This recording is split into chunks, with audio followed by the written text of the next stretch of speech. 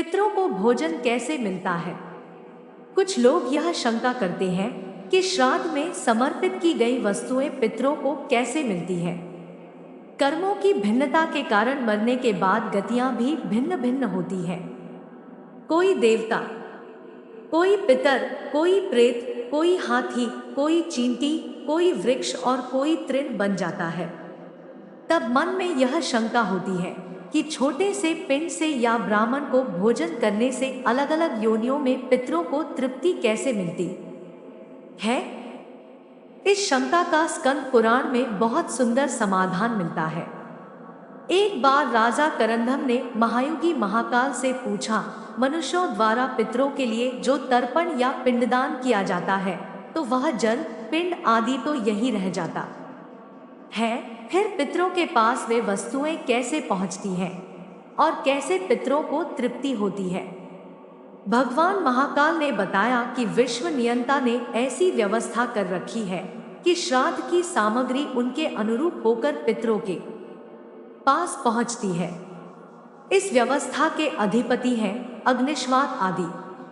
पितरों और देवताओं की योनि ऐसी है कि वे दूर से कही हुई बातें सुन लेते हैं, दूर की पूजा ग्रहण कर लेते हैं और दूर से कही गई स्तुतियों से ही प्रसन्न हो जाते हैं। वे भूत, भविष्य व वर्तमान सब जानते हैं और सभी जगह पहुंच सकते हैं।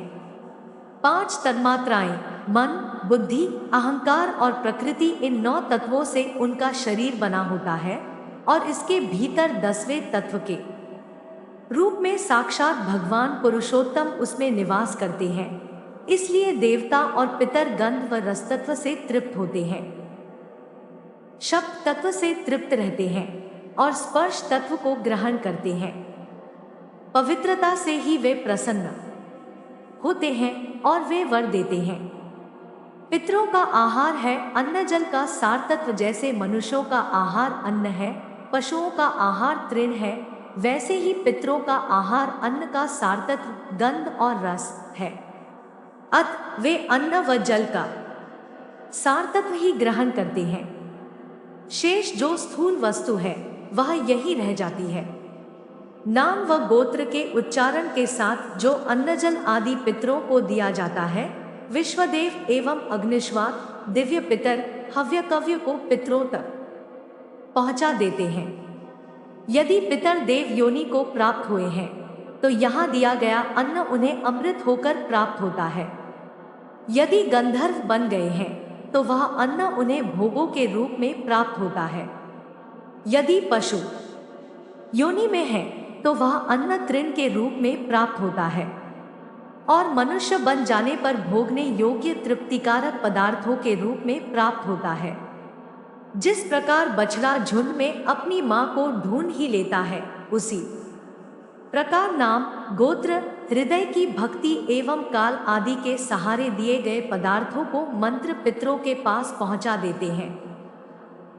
जीव चाहे सैकड़ों योनियों को भी पार क्यों न कर गया हो, तृप्ति तो उसके पास पहुंच ही जाती है। श्राद्ध में आमंत्रित ब्राह्मण पितरों के प्रतिनिधि रूप होते हैं। एक बार पुष्कर में श्री राम जी अपने पिता दशरथ जी का श्राद्ध कर रहे थे। राम जी जब ब्राह्मणों को भोजन कराने लगे तो सीता जी वृक्ष की ओट में खड़ी हो गई। ब्राह्मण भोजन के बाद राम जी ने जब सीता जी से इसका कारण पूछा तो वे बोली, मैंने जो आश्चर्य देखा उसे मैं आपको बताती हूँ। आपने जब नामगोत्र का उच्चारण कर अपने पिता दादा आदि का आवाहन किया तो वे यहाँ ब्राह्मणों के शरीर में छाया रूप में सटकर उपस्थित थे। ब्राह्मणों के शरीर में मुझे अपने श्वसुर आदि पितृगण दिखाई दिए, फिर भला मैं मर्यादा का उल्लंघन कर वहां कैसे खड़ी रही? इसलिए मैं ओट में हो गई। तुलसी से पिंडार्चन किए जाने पर पितरगण प्रलय पर्यंत तृप्त रहते हैं। तुलसी की गंध से प्रसन्न होकर गरुड़ पर आरूढ़ होकर विष्णुलोक चले जाते हैं। पितर प्रसन्न तो सभी देवता प्रसन्न। श्राद्ध से बढ़कर और कोई कल्याणकारी कार्य नहीं है और वंश वृद्धि के लिए पितरों की आराधना ही एकमात्र उपाय है। श्राद्ध कर्म से मनुष्य की आयु बढ़ती है। पितरगण मनुष्य को पुत्र प्रदान कर वंश का विस्तार करते हैं, परिवार में धन धान्य का अंबार लगा देते हैं। श्राद्ध कर्म मनुष्य के शरीर में बल पौरुष की वृद्धि करता है और यश व पुष्टि प्रदान करता है। पितरगण स्वास्थ्य, बल, श्रेय, धन धान्य आदि सभी सुख, स्वर्ग, मोक्ष प्रदान करते हैं। श्रद्धा पूर्वक श्राद्ध करने वाले के परिवार में कोई क्लेश नहीं रहता, वरन वह समस्त जगत को तृप्त कर देता है।